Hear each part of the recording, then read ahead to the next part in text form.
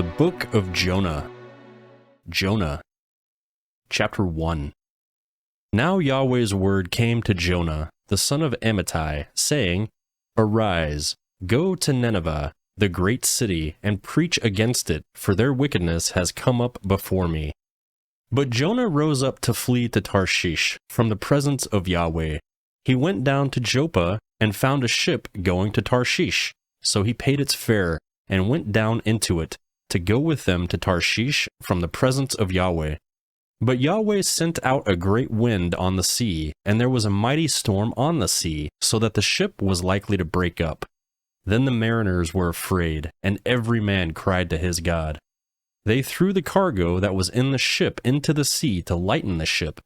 But Jonah had gone down into the innermost parts of the ship, and he was laying down and was fast asleep. So the shipmaster came to him and said to him, What do you mean, sleeper? Arise, call on your God. Maybe your God will notice us, so that we won't perish.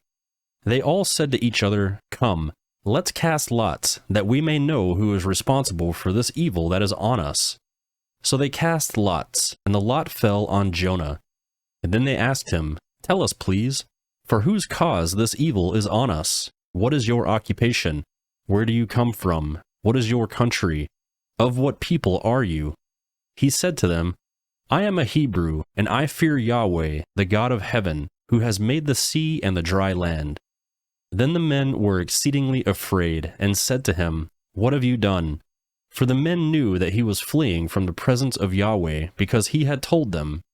And then they said to him, What shall we do to you, that the sea may be calm to us? For the sea grew more and more stormy. Then he said to them, Take me up and throw me into the sea.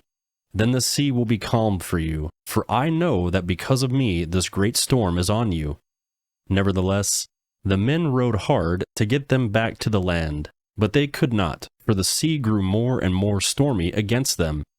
Therefore they cried to Yahweh and said, We beg you, Yahweh, we beg you, don't let us die for this man's life, and don't lay on us innocent blood. For you, Yahweh, have done as it pleased you. So they took up Jonah and threw him into the sea, and the sea ceased its raging. Then the men feared Yahweh exceedingly, and they offered a sacrifice to Yahweh and made vows. Yahweh prepared a huge fish to swallow up Jonah, and Jonah was in the belly of the fish 3 days and 3 nights. Jonah. Chapter 2. Then Jonah prayed to Yahweh, his God, out of the fish's belly. He said, I called because of my affliction to Yahweh. He answered me. Out of the belly of Sheol I cried. You heard my voice, for you threw me into the depths, in the heart of the seas. The flood was all around me. All your waves and your billows passed over me. I said, I have been banished from your sight, yet I will look again toward your holy temple. The waters surrounded me, even to the soul. The deep was around me. The weeds were wrapped around my head. I went down to the bottoms of the mountains. The earth barred me in forever. Yet you have brought my life up from the pit, Yahweh my God. When my soul fainted within me, I remembered Yahweh. My prayer came into you, into your holy temple. Those who regard vain idols forsake their own mercy. But I will sacrifice to you with the voice of thanksgiving. I will pay that which I have vowed. Salvation belongs to Yahweh. Then Yahweh spoke to the fish, and it vomited out Jonah on the dry land. Jonah. Chapter 3. Yahweh's word came to Jonah the second time, saying, Arise, go to Nineveh, that great city, and preach to it the message that I give you. So Jonah arose and went to Nineveh according to Yahweh's word. Now Nineveh was an exceedingly great city, 3 days' journey across.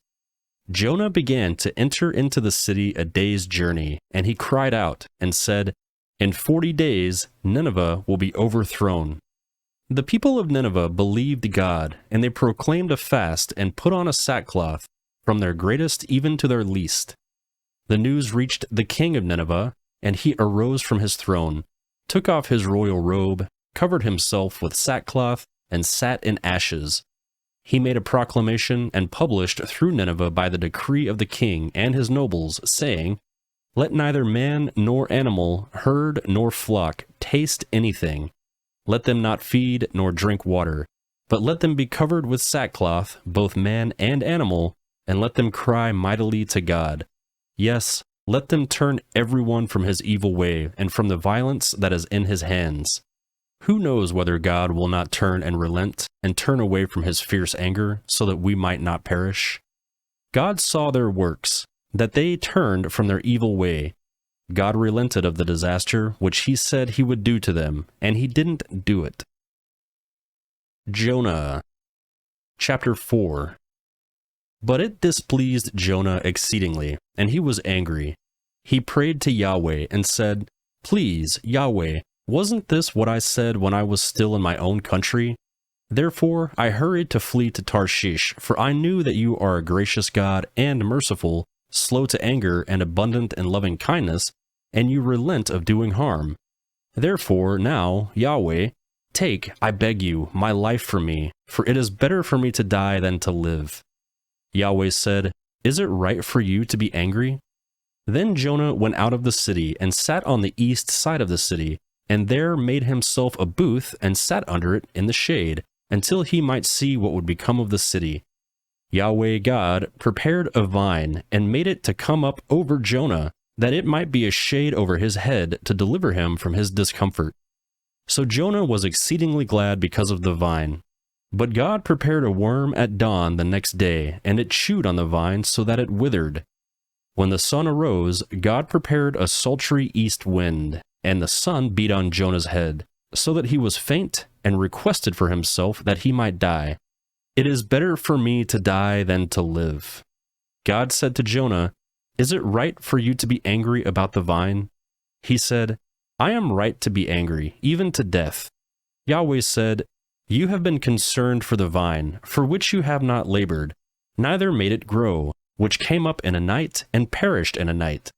Shouldn't I be concerned for Nineveh, that great city, in which are more than 170,000 persons who can't discern between their right hand and their left hand, and also many animals?"